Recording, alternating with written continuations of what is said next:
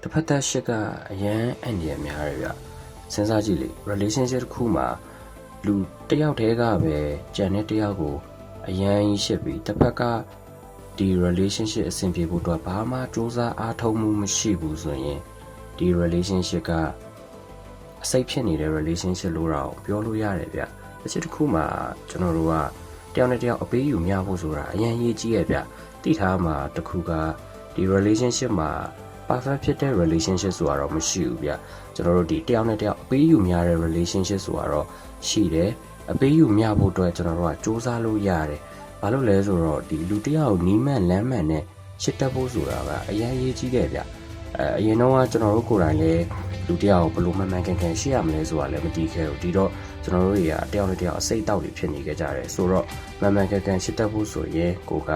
ဒီ relationship နဲ့ပတ်သက်တဲ့အကြောင်းအရာတွေများများလေးလေ့လာဖို့လိုတယ်ခင်ဗျ